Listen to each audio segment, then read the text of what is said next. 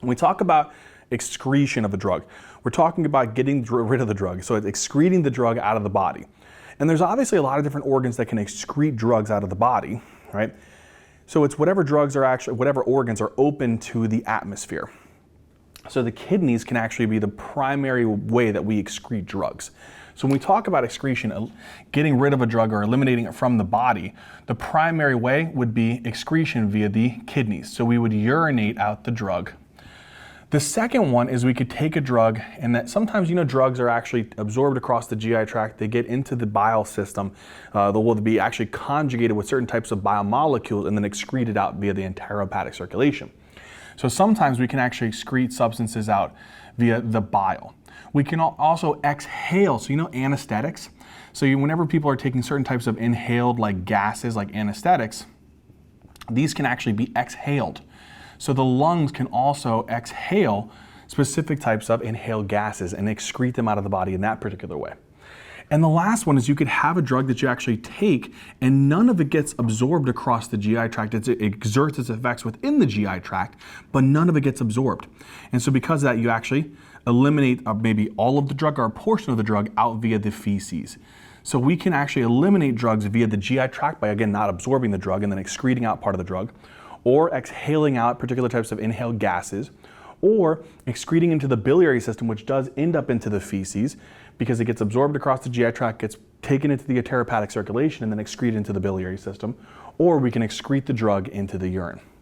This is going to be the most common and the most important one. And whenever we're talking about excreting particular drugs, it obviously, since the kidneys are the primary mechanism, kidney function is extremely critical and crucial to the ability to excrete particular drugs from the body.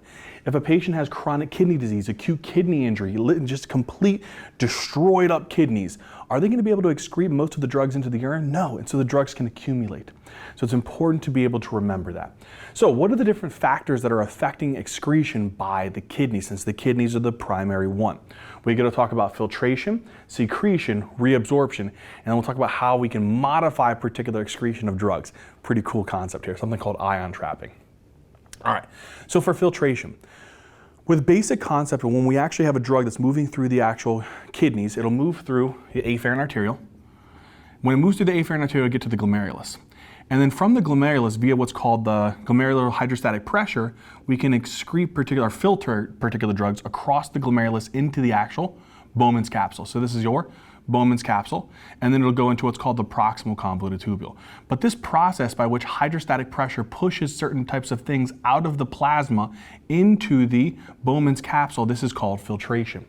And filtration is primarily dependent upon something called glomerular filtration rate. So for example, if a patient has some type of chronic kidney disease, acute kidney injury for whatever particular reason, and they have a decreased glomerular filtration rate, what happens to the amount of drug that's filtered across the glomerulus? Well, if there's a reduction in GFR, that means that there's less plasma, less volume of plasma that's actually excreted from or moved out of the plasma into the Bowman's capsule. That means that potentially less drug is also going to be moved from the blood into the actual Bowman's capsule, into the actual tubular system. If that's the case, that means that we have less filtered drug and potentially higher blood drug concentration. So that's an important concept to remember, that as patients develop something like chronic kidney disease, or they develop a very severe acute kidney injury, their ability to filter particular things decreases, such as drugs. If there's a decreased filtration, there is an increase in the actual serum concentration of that drug and more toxic side effects. So important to remember that you actually should adjust particular doses of a drug in situations like CKD and acute kidney injury. The next thing that we also have to talk about here is that not only is filtration dependent upon the GFR, it's also dependent upon the proteins, such as albumin. You know, albumin is an important protein that helps to be able to bind to a particular drug. So for example, if we wanted the drug to be able to move out into the Bowman's capsule, right, we know that in order for this process to take place, the drug has to be able to not be heavily protein bound. So if you have a drug that's like super protein bound, what do you think the chances that you're going to be able to filter that drug across? Not very good. So whenever you have situations where there's actually lots of albumin, lots of protein binding. That'll actually decrease the filtration of the drug and keep it inside of the blood. So increase protein binding of drug will do what? It'll actually have less drug filtered across the glomerulus and into the actual Bowman's capsule, effectively increasing the serum or blood concentration of the drug, increasing the potential like toxicity or side effects of that. So that's an important thing to remember. Whenever drugs are protein bound, there's going to be less excretion of the drug and less elimination of the drug out of the body. So it's an important thing to be able to remember. So again, filtration is heavily dependent. I'd say this is the more important one, GFR.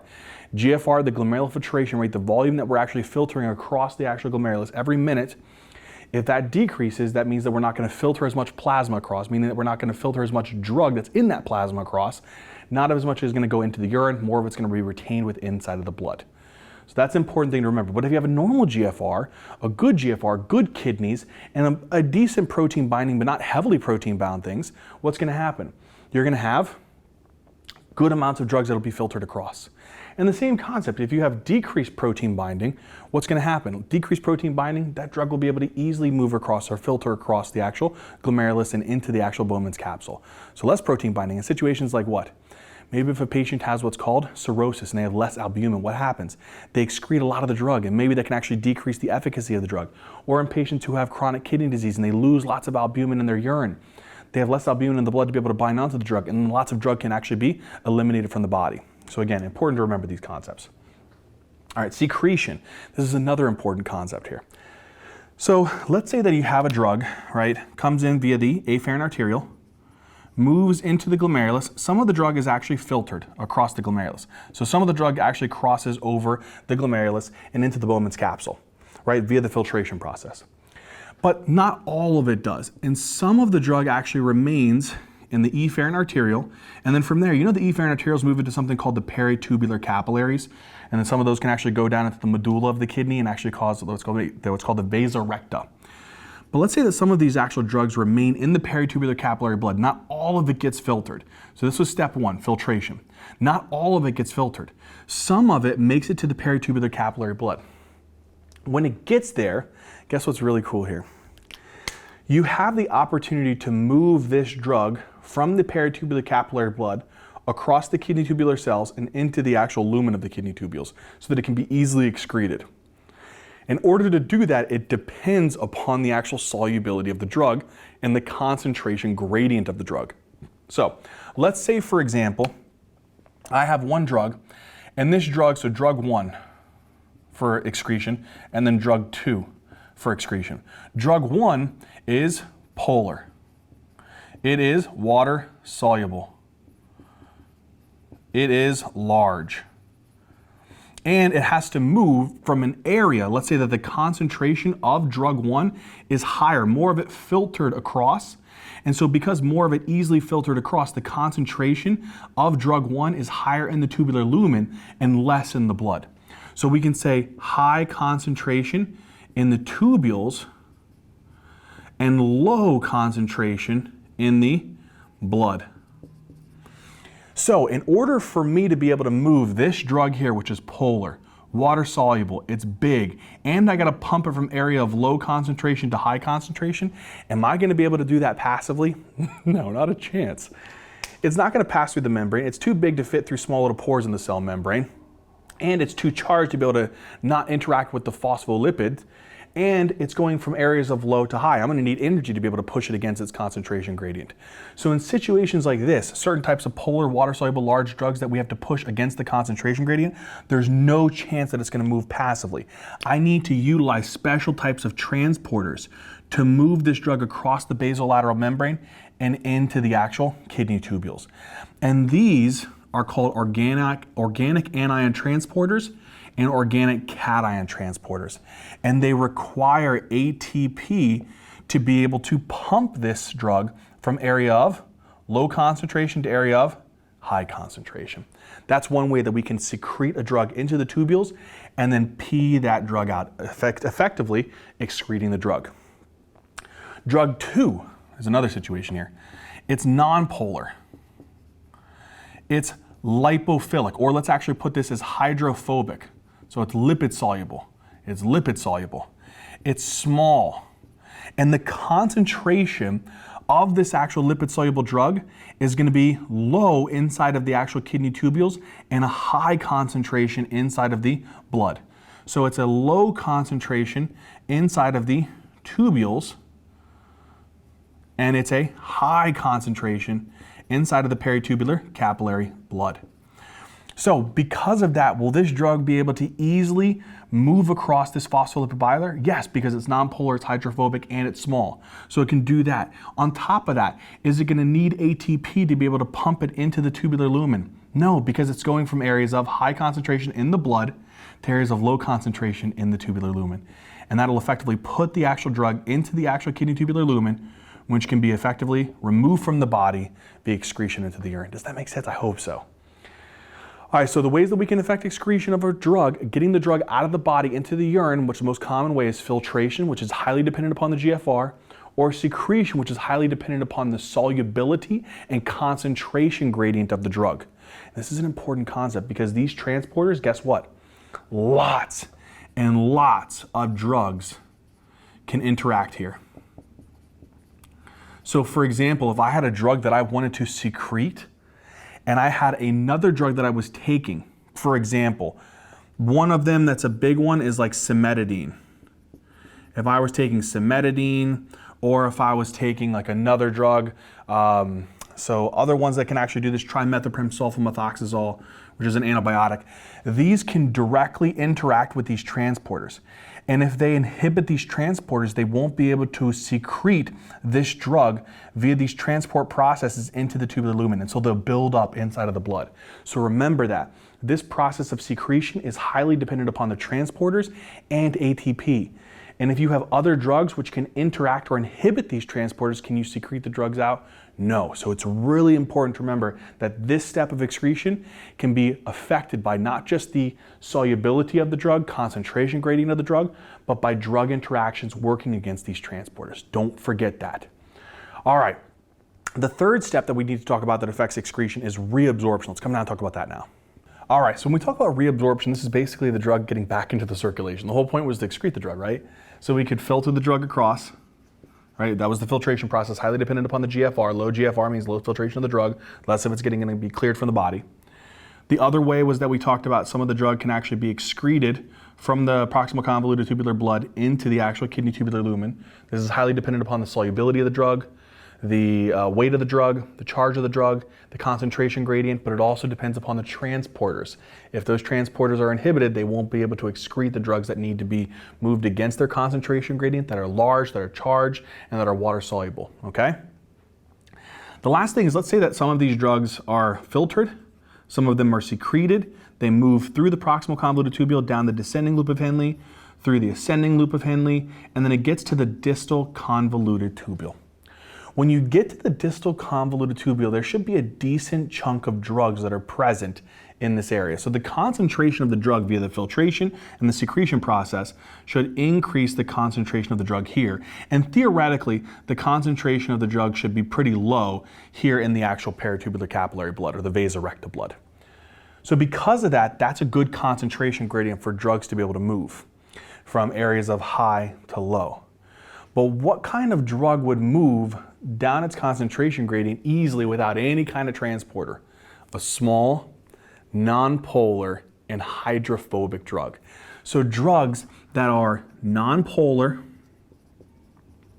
that are small, so low molecular weight, and hydrophobic, so very lipid soluble, won't require any type of transport proteins, won't require any kind of active transport process at all, and they can easily passively diffuse across this into the actual bloodstream. And then the point of this was to excrete the drug. That's a problematic issue. So now this drug is not going to be excreted as much as I want it to be excreted. The whole thing that I can do with this is I can send this to who? What can I do? After this, I can send this drug to the liver. And what the liver can do is it can actually go through what's called phase 1. maybe add on an OH group. Then it can maybe go through phase 2, add on some type of like conjugate, like glucuronate, make it more polar. And if it's a more polar molecule, if it's definitely more water soluble, will it be able to be reabsorbed whenever it gets to that point again? No, it'll be way more difficult to absorb. So again, it's important to remember that in this situation, these drugs will be reabsorbed, which will decrease the excretion of the drug. So what will happen is whenever they get back into the blood, they'll go to the liver, they'll be metabolized further, and then hopefully become a little bit more polar, hydrophilic, charged, and more difficult for them to be reabsorbed. So they can effectively excrete the drug from the body. I hope that makes sense. Now, here's something that's really, really cool, and it's very important in situations like overdose and preventing reabsorption. So you see how that reabsorption process is highly dependent upon the characteristics of the drug. So if it's very nonpolar, very small, very hydrophobic, it's going to easily be reabsorbed. There's another factor that also affects this. And this is basically the charge, right? So the charge, so we said nonpolar, which is basically, that's not charged. Small, hydrophobic. If I have a drug, let's say I have an overdose, I take a patient who takes too much phenobarbital, or I have a patient who takes too much aspirin. These drugs are weak acids. Do you guys remember that equation? So we said let's actually do this according to the color. I gotta look back over here, I did it in green. So in this situation, these are weak acids. Son of a gun. Weak acids, we go HA, dissociates into protons and into this conjugate base, if you will. Okay, which one of these would be easily absorbed? Which one's nonpolar? This one's the nonpolar one, right? So we'll put NP, and this one is polar. This is the one that would not get easily absorbed. If I took a drug like phenobarbital and aspirin, I took way too much of it, and I don't want to keep reabsorbing the dang thing. I want to excrete it into the urine and make sure that I don't reabsorb the dang thing anymore. I'd want it to be in this form, because in this form where it's charged, it's polar, it's not going to absorb easily across this. It's going to need a transport protein of some kind. So if I have a patient who took an overdose and they have too much of this and I don't want them to reabsorb it anymore, I want them to excrete it into the urine.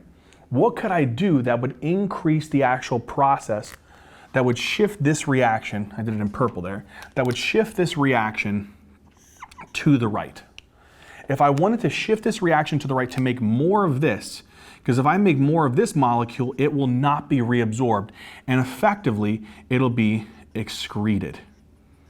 Okay? In other words, we'll trap it in the urine so that it can be excreted, and I don't bring it into the blood. What would I need to do? Well, I would need to do what to the proton? I need to decrease the concentration on that right side of the reaction. So if I decrease the amount of protons, what does that mean? I need to alkalinize the urine. So if I make the urine alkaline, that's going to do what to the actual protons? That's going to decrease the protons.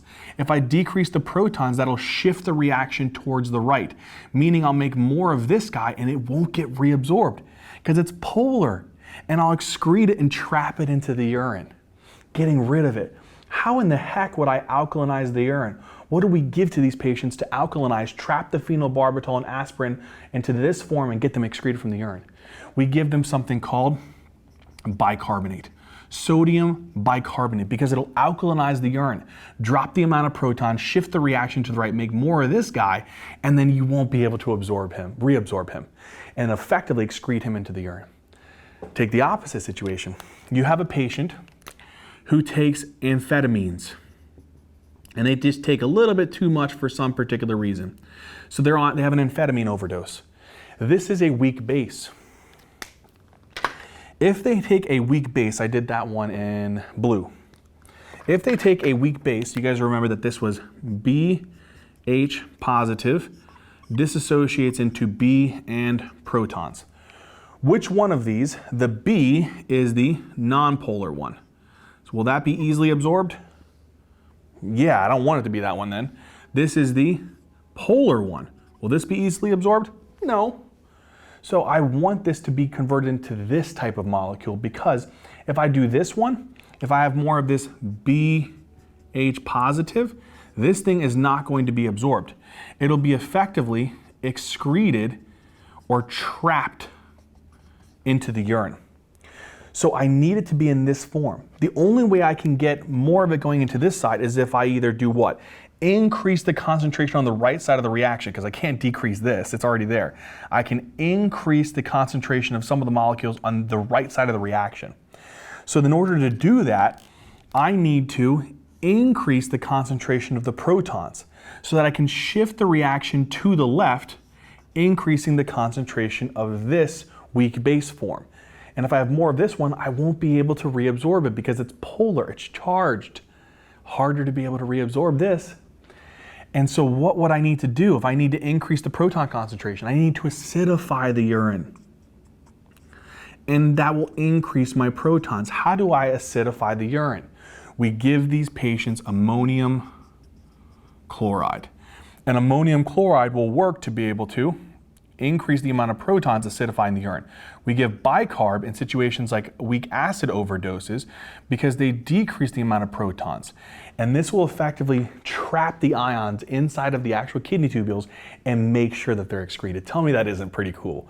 So it's important to be able to remember this, that we can modify this reabsorption process and enhance the excretion process, especially in overdoses, by changing the actual acidity or alkalinity of the urine to trap the ions inside of the actual urine. Pretty cool. All right, my friends, we talked about excretion. We're on to the next part, a little bit more complicated, but we're gonna get through it. We're gonna talk about clearance, half-life, and some enzyme kinetics, which you probably thought you would never have to see again, but it's back.